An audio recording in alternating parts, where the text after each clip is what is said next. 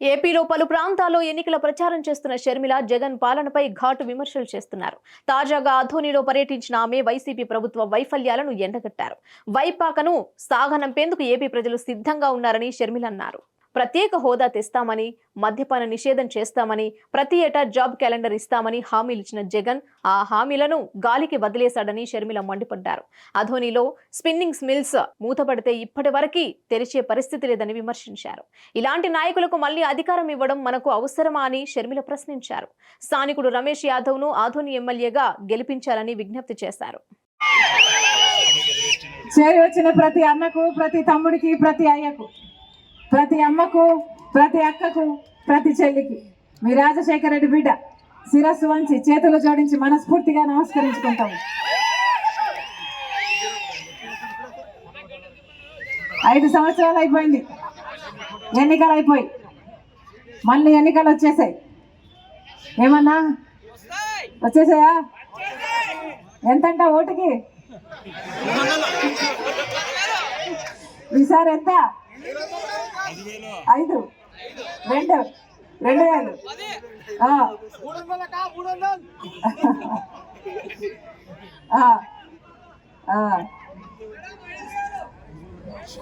అన్నా, ఎవరు డబ్బులు ఇచ్చినా తీసుకోండి, కానీ ఓటు మాత్రం మీ మనస్సాక్షి చెప్పాలి, మీ ఆలోచన చెప్పాలి. మంచి వాళ్ళకు ఓటు వేయకపోతే మీ భవిష్యత్తే కాదు, మీ బిడ్డల భవిష్యత్తు కూడా వాళ్ళకు రాసి ఇచ్చేసినట్టే లెక్క. 5 సంవత్సరాల క్రితం ఎవరికి ఓటేశారు?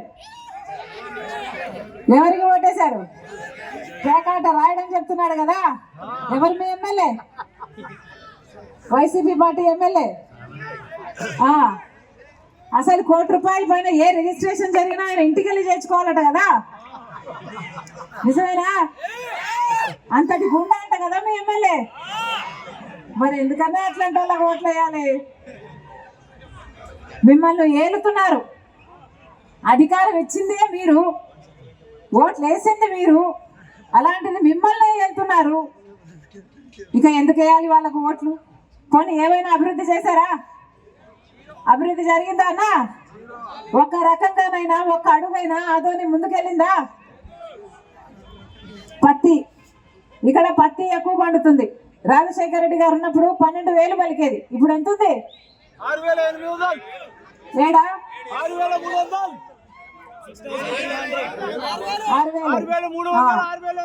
మరి అప్పుడు అంత పలికింది కదన్నా. మరి ఈ నాయకులు ఏం చేస్తున్నారు? 5 సంవత్సరాలు అయింది కదా అధికారంలోకి వచ్చి, ఒక రకంగానైనా మేలు చేశారా? ఆలోచన చేయండి. అందుకే ఓటు అనేది మీ చేతిలో ఉన్న ఆయుధం అన్నా. 5 సంవత్సరాలు ఒక్కొక్కసారి మాత్రమే వచ్చే ఆయుధం, మీ తలరాతలు మార్చే ఆయుధం. మీ తలరాతే కాదు, మీ బిడ్డల భవిష్యత్తు, వాళ్ళ తలరాతలు కూడా మార్చే ఆయుధము మీ చేతిలో ఉన్న ఓటు.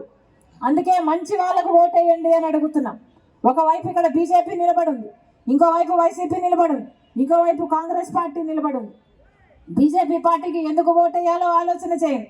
బీజేపీ పార్టీ 10 సంవత్సరాల అధికారం ఉంది.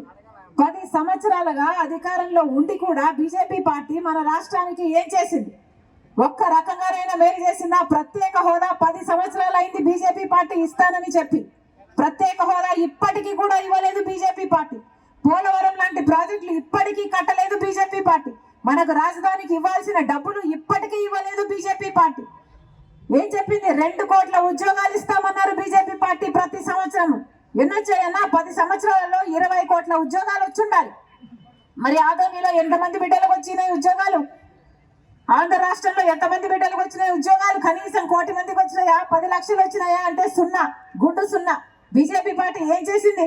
రైతులకి రెట్టింపు దుగుణం చేస్తానన్నారు కదా. ఆదాయం అయిందా అన్నా? అయిందా?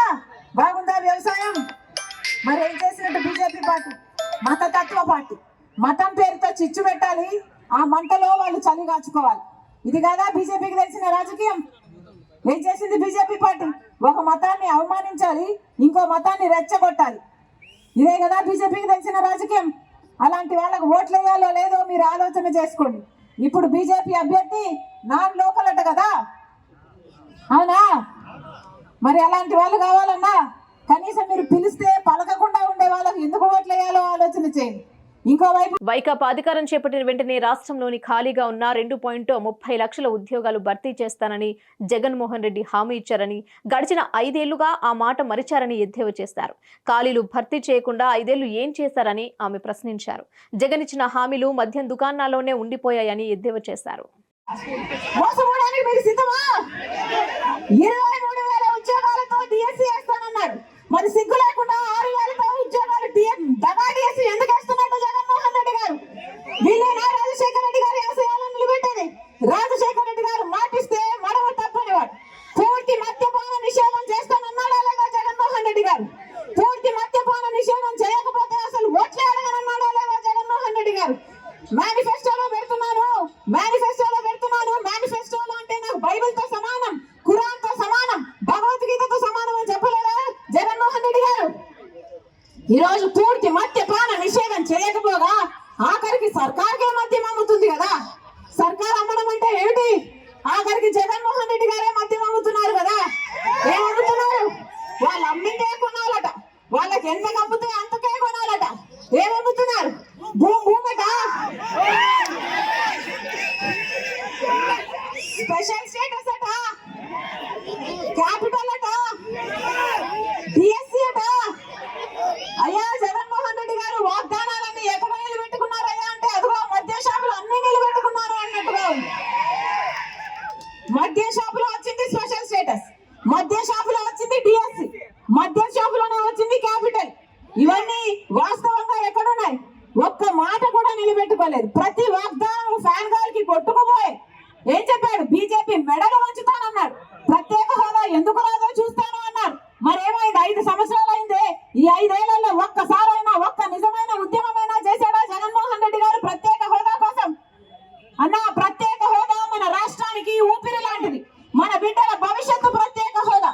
ప్రత్యేక హోదా వస్తే ఒక్కొక్క నియోజకవర్గానికి 100 పరిశ్రమలు వస్తాయి. ఒక్కొక్క నియోజకవర్గానికి 100 కొత్త పరిశ్రమలు వస్తే ఎంత అభివృద్ధి జరుగుతుంది? మన బిడ్డలు ఎన్ని ఉద్యోగాలు వస్తాయి?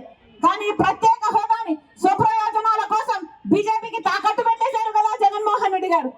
ఎందుకు ఓట్లు వేయాలన్నా వీళ్ళకి? ఆలోచన చేయండి. Hit TV presents like, share, comment. TV వాళ్ళకు కూడా నేను ఒక సర్ప్రైజ్ ఇద్దాం అనుకుంటున్నాను. మీరు మాత్రమే జెస్సీ ఎందుకు అయ్యారు? ఇలాంటి అమ్మాయిలకి పిలవడానికి బాగుంటుంది. చందు సాయికి like you and have a జనాలకి ఒక పేరు నచ్చిందంటే దీనికి ఒక ప్రాసెస్ ఉంటుంది. ఎందుకు ప్రాసెస్ డైరెక్ట్కి వెళ్ళిపోదాం. ఏదైనా ఒకటి మర్చిపోయినావా నువ్వు? ఏం మర్చిపోయావు?